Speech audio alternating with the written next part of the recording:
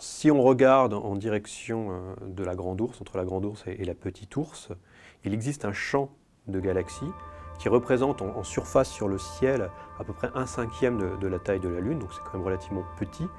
Et à l'intérieur de ce champ, qui s'appelle Guds Nord, on peut observer 80 000 galaxies sur la ligne de visée.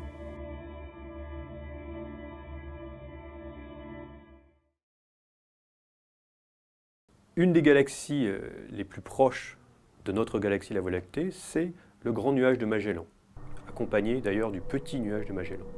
Alors ces deux nuages de Magellan ne sont pas du tout visibles depuis l'hémisphère nord. On peut les voir depuis l'Australie ou le Chili, depuis donc l'hémisphère sud. Ils apparaissent dans le ciel pratiquement pour le Grand Nuage de Magellan comme de la taille de la Lune.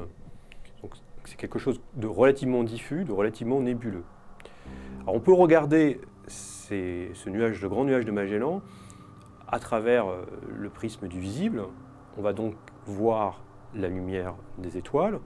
Quand on se décale un petit peu vers l'infrarouge proche, on va encore voir la lumière des étoiles, des jeunes étoiles. Quand on se décale encore plus vers l'astronomie, la radioastronomie, on va alors être sensible au gaz atomique, l'hydrogène, qui compose cette galaxie.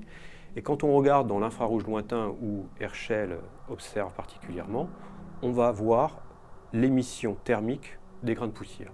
Cela signifie donc qu'une galaxie, ce n'est pas simplement des étoiles, c'est un mélange d'étoiles, de gaz et de poussière interstellaire.